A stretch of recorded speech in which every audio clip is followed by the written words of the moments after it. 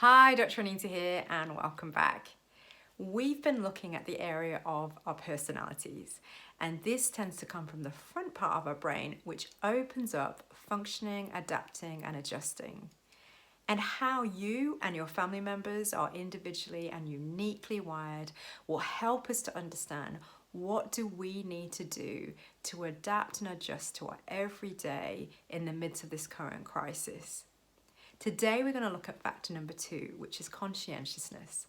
And this involves looking at the area of self-discipline.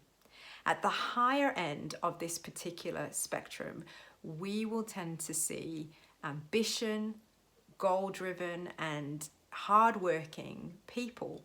In fact, these are the people that are punctual and tending to need order in their lives.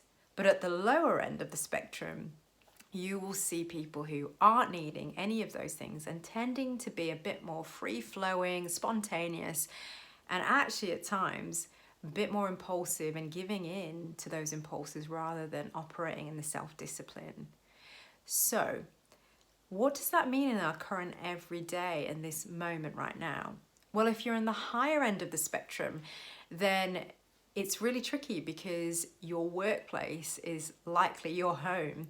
And if you don't have work, then it's even harder because you're not finding that sense of achievement. And so how do you bring that order and achievement to your everyday? Well, it starts with things like looking at your home life and maybe things like sorting through your cupboards or alphabetizing, or actually just bringing those tasks that you've put off for a while into this current moment.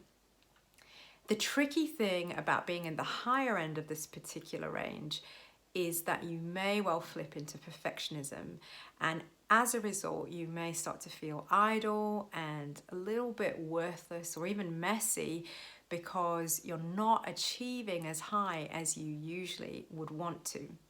But in the lower end of this particular spectrum, then you won't really care as much about achieving the goals, and actually you may even thrive a bit in the fact there's not a need to get things done as much as there used to be. But the danger of the lower end of this particular factor is that you will also give in a lot more to the impulses, and particularly it's not great if you're giving into the negative impulses without self-discipline to steer you back. So hopefully that helps you to figure out where you are in the range of this area of conscientiousness. And as you think that through, think about how you're adapting that to your current moment right now. So I look forward to seeing you in the next video where we'll discuss another factor. But in the meantime, stay well and see you soon.